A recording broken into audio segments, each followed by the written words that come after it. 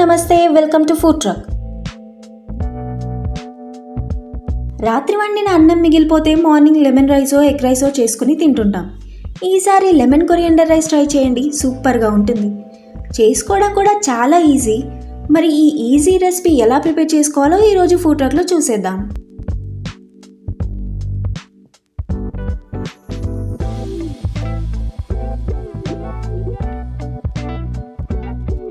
ముందుగా స్టవ్ మీద బాండి పెట్టుకుని ఒక 2 టేబుల్ స్పూన్స్ బటర్ వేసుకుని కరిగించుకోవాలి.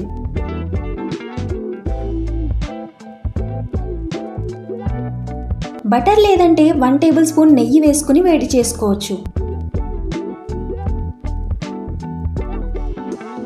ఇందులో 1 స్పూన్ వామాకు పొడి, 1 స్పూన్ రెడ్ చిల్లీ ఫ్లేక్స్ వేసుకుని వేగనివ్వాలి.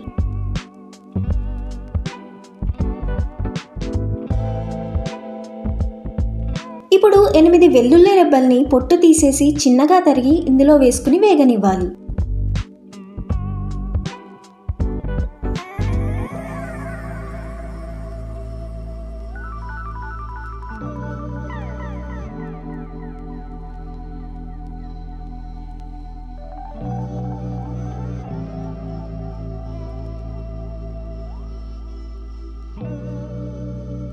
వెల్లుల్లి వేగిపోయాక ఒక ఆనియన్ని సన్నగా కట్ చేసి వేసుకుని ఫ్రై చేసుకోవాలి.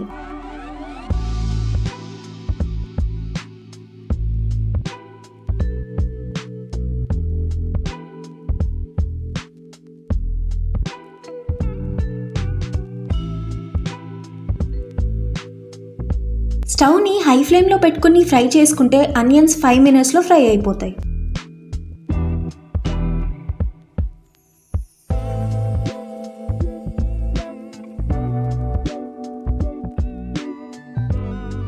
ఆనియన్ ఇలా సాఫ్ట్గా అయ్యే వరకు ఫ్రై చేసుకున్నాక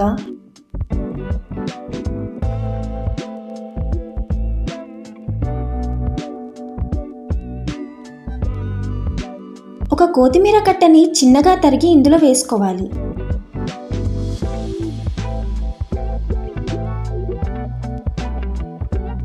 కొత్తిమీర ఎక్కువే వేసుకోవాలి కాబట్టి ఒక కట్ట తీసుకున్నాం.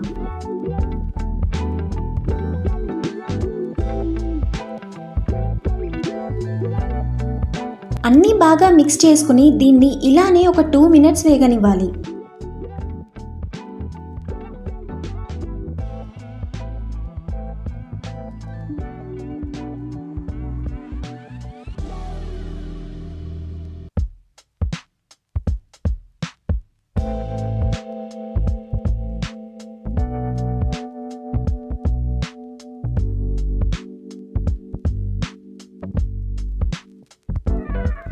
తర్వాత ముందే వండుకున్న 4 కప్స్ రైస్ని ఇందులో వేసుకోవాలి.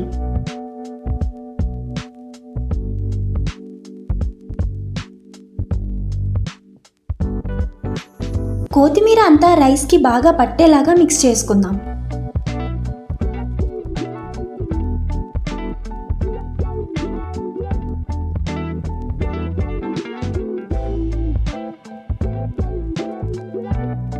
ఇది లెమన్ కొరియండర్ రైస్ కాబట్టి ఒక నిమ్మకాయని ఇందులో పిండేసుకోవాలి. అలానే 1 స్పూన్ ఉప్పు కూడా వేసుకుని అంతా మళ్ళీ ఒకసారి మిక్స్ చేసుకుందాం.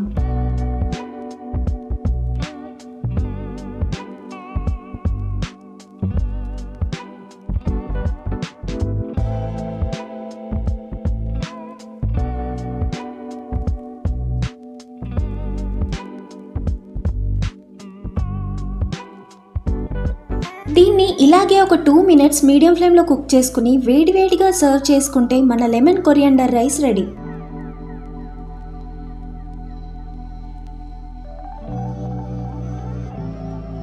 లెమన్ కొరియండర్ రైస్ చేసుకోవడం ఇంత సింపుల్ అయినా కూడా టేస్ట్ మాత్రం చాలా బాగుంటుంది.